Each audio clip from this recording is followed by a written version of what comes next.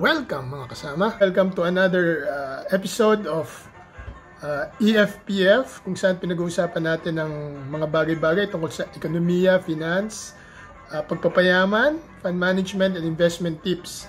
Ito po ulit si EF. Kung bago kayo sa channel na to, like and subscribe. Pag-usapan natin ngayon yung bayanihan.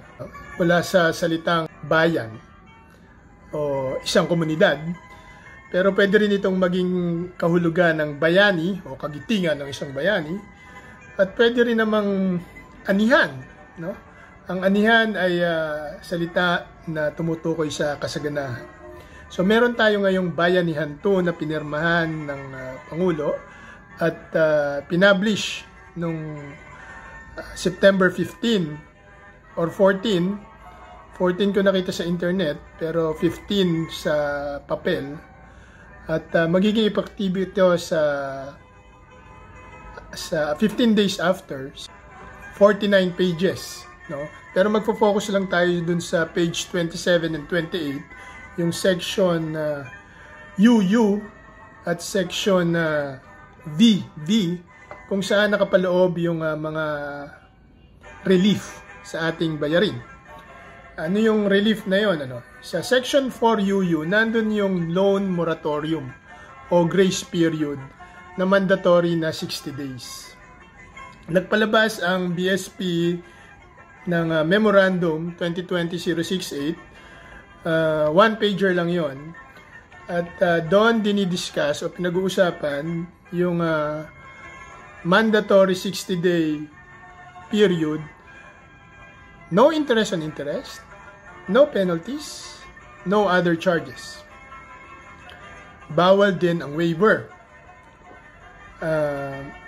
Staggered basis, ano yung pinakamahalagang piraso ng batas, no? Unang-una, kailangan ang batas ay current and outstanding. Okay? May mandatory 60 days at mag-a-apply siya sa bawat utang. Kahit multiple loans pa, mag-a-apply yon.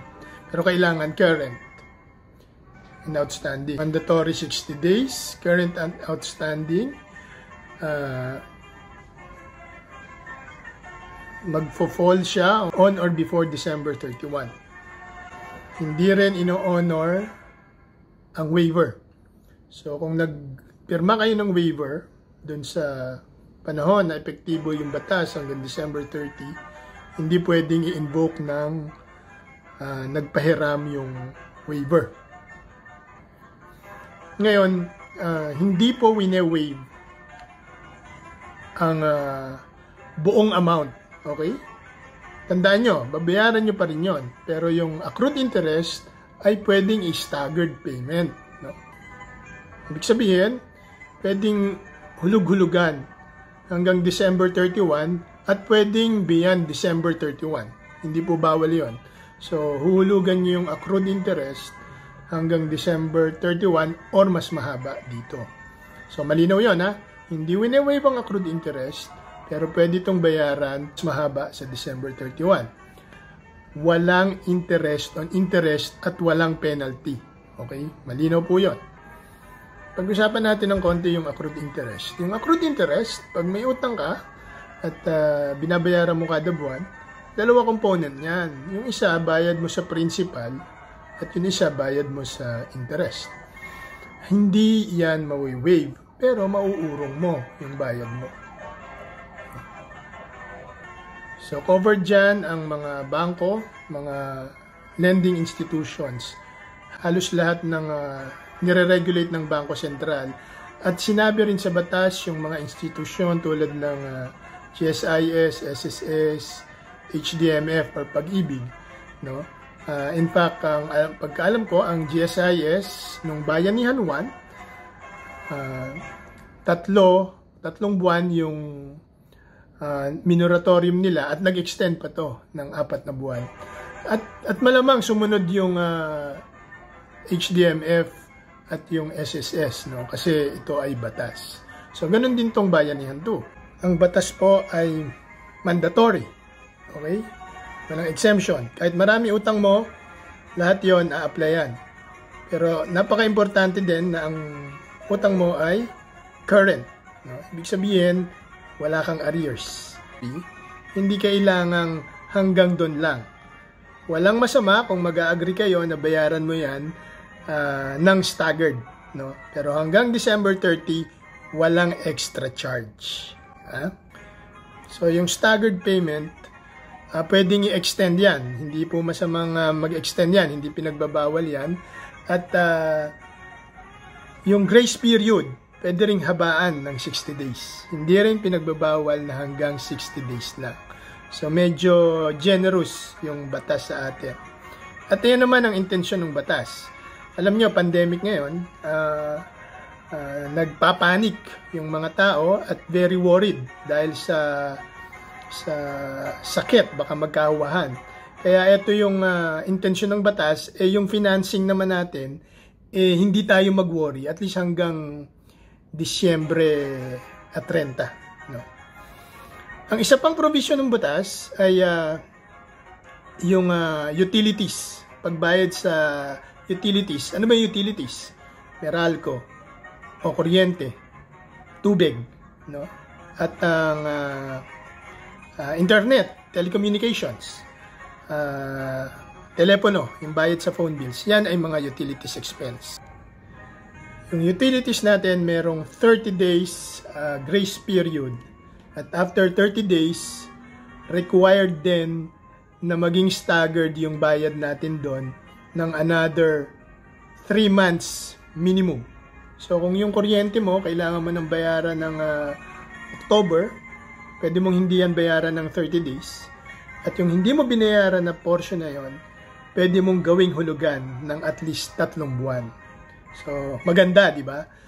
Maganda to kasi hanggang katapusan ng taon, pinaluwag ng kaunti yung ating bayarin sa kuryente at sa ating mga pinagkautangan.